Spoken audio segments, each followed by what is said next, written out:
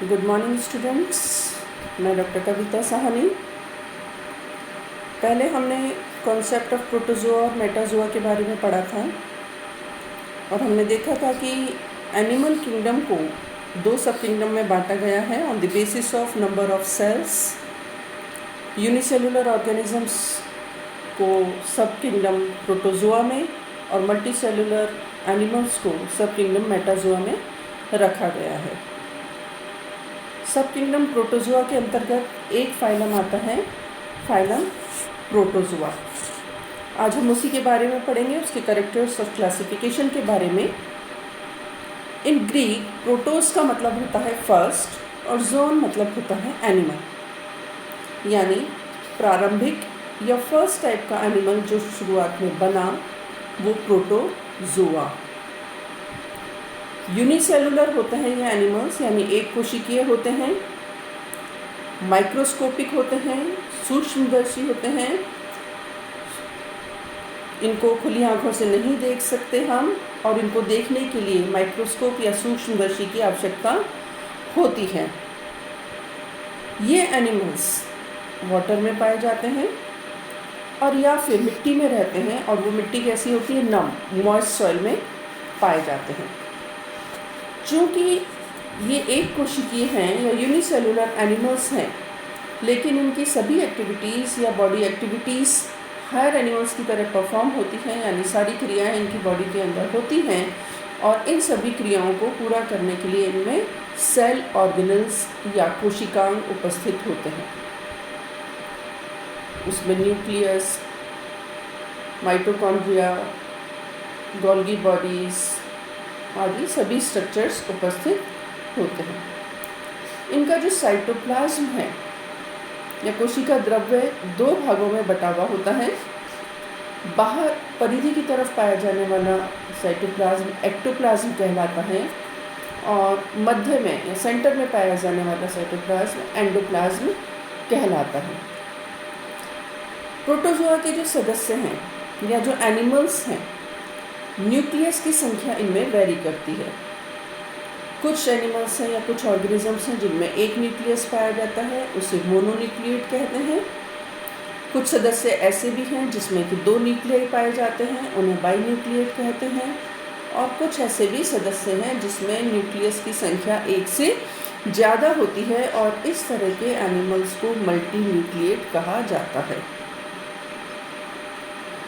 शरीर इनका जो है या इनकी आकृति जो है वो वेरिएबल होती है, अलग अलग तरह की होती है। पोषण प्राप्त करते हैं ये, उसमें भी विभिन्नता पाई जाती है। कुछ एनिमल्स हैं जो होलोजाइक हैं, यानी कि इनमें जो न्यूट्रिशन है या पोषण है वो प्राणियों के समान होता है। कुछ एनिमल्स ऐसे भी हैं जिनमें कि न्यूट्रिशन होलोफिटिक होता है। होलोफिटिक, फाइटिक वर्ड या फिटिक वर्ड जब आता है यानी it is always related to plants, यानी इनमें न्यूट्रिशन होलोफिटिक मतलब पौधों के समान होता है। कुछ एनिमल्स इसके पैरासिटिक होते हैं। पैरासिटिक यानी परजीवी, जो कि अपने भोजन और आवास की आवश्यकता को पूरी करने के लिए दूसरों पर, दूसरे ऑर्गेनिजम्स पर आश्रित होते हैं। कुछ एनिमल्स इसके सेप्रोफिटिक भी होते हैं। सेप्रोफिटिक मतलब मृतोपजीवी। मृतोपजीवी जो कि मृत मैटर पर या डेड मैटर पर निर्भर करते हैं, मृतोपजीवी कहलाते हैं। ये वो एनिमल्स हैं जिनमें कि डाइजेशन इंट्रासेलुलर होता है। इंट्रासेलुलर मतलब अंतर कोशिकी, कोशिका के अंदर, अंतरा कोशिकीय, कोशिका के अंदर होता है, कोशिका के भीतर उसके साइटोप्लाज्म में ही होता है इनका डाइजेशन। इसके अलावा इनमें एक कॉन्ट्रैक्टाइल वैक्यूल पाई जाती है, कुछ में एक, कुछ में दो।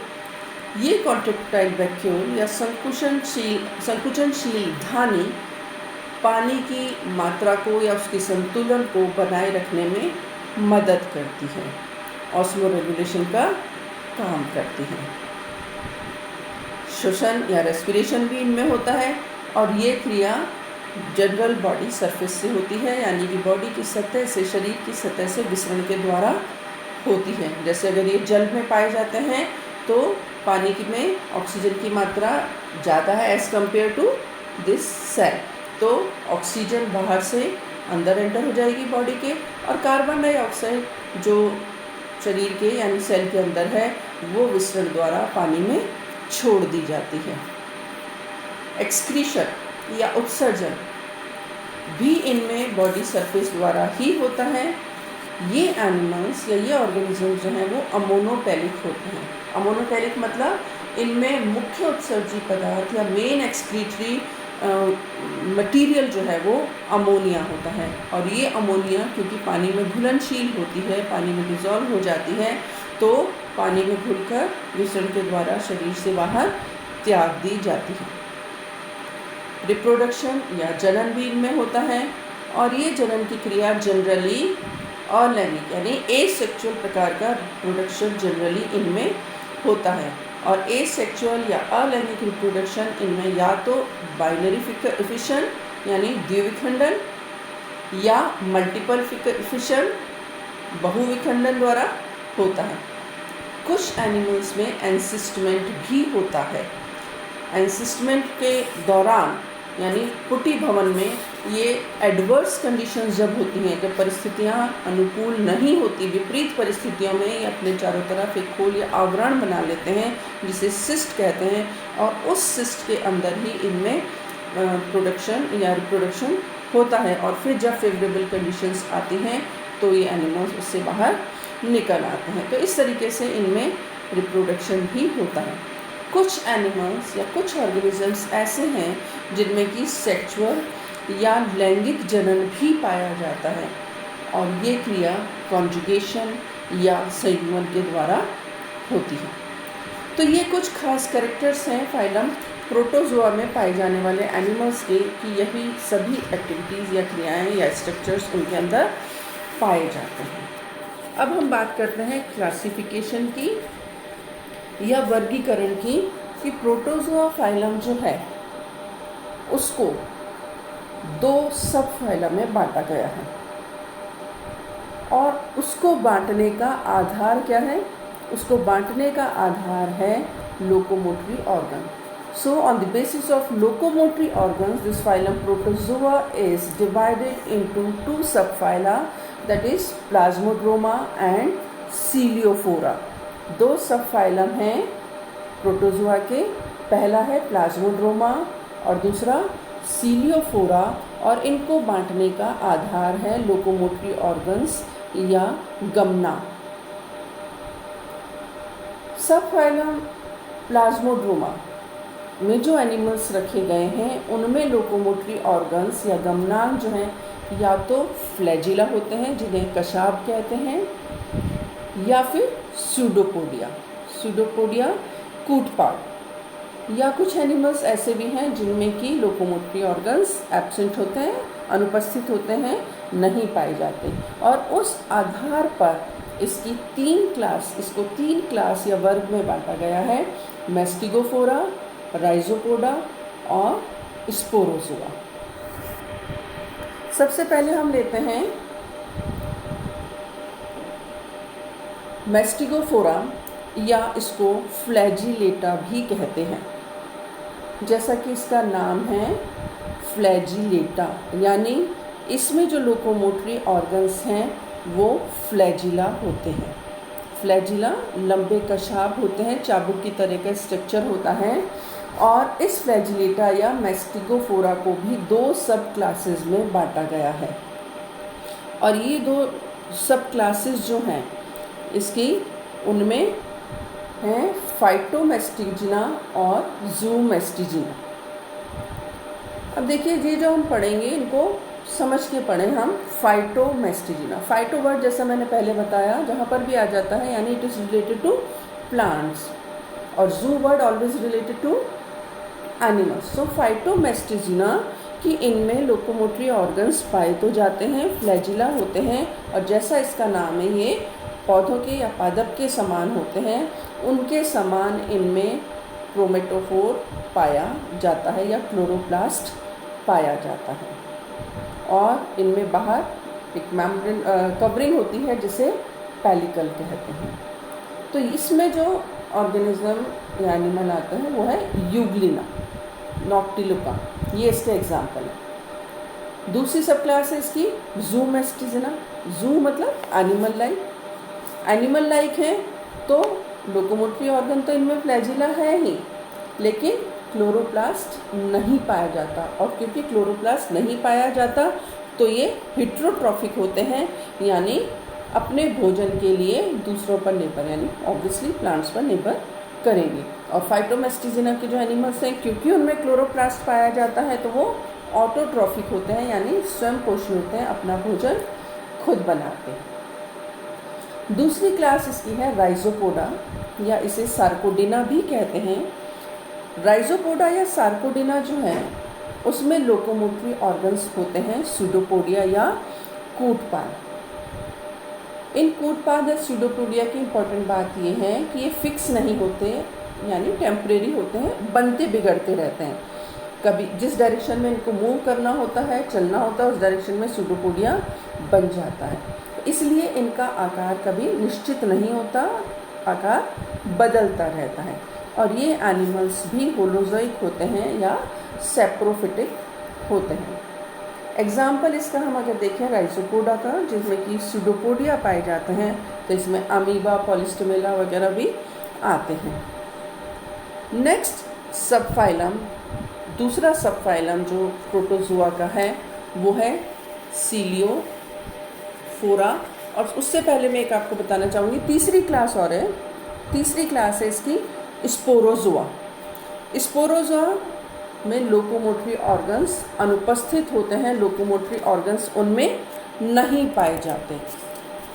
प्रोटोजोआ के ही एनिमल्स हैं, और क्योंकि लोकोमोटरी ऑर्गन्स इसमें नहीं पाए जाते, ये जनरली पैरासाइट की तरह या परजीवी की तरह अपना जीवन व्यतीत करते हैं, और इसीलिए लोकोमोटरी ऑर्गन्स की इनमें ज़रूरत भी नहीं होती।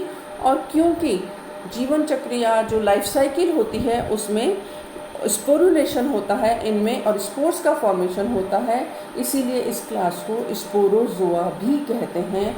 और इसका एग्जाम्पल है प्लाज्मोडियम। प्लाज्मोडियम मलेरियल पैरासाइट भी इसको कहते हैं। ये आरबीसीज में परजीवी के रूप में रहता है, और मोनोसिस्टिस भी इसके अंतर्गत आता है। दूसरा सब फाइलम प्रोटोजोआ का वो है सीलियोफोरा। सीलियोफोरा यानी इनमें लोकोमोटरी ऑर्गन्स या गमनांग जो पाए जाते हैं वो हैं सीलिया, जो कि छोटे छोटे हेयर लाइक स्ट्रक्चर होते हैं और पूरी बॉडी को ढके रहते हैं, कवर करे रहते हैं। और कुछ में ये केवल स्टार्टिंग स्टेज में या प्रारंभिक अवस्था में या डेवलपमेंटल स्टेजेस में ही पाए जाते हैं, और कुछ में थ्रू आउट द लाइफ ये सीलिया पाए जाते हैं। और उसी आधार पर सीलिएटा को बांटा गया है दो क्लास में, सीलियोफोरा को दो क्लास में बांटा गया है, एक है सीलिएटा और दूसरा सक्टोरिया। पहले हम लेंगे क्लास सीलिएटा।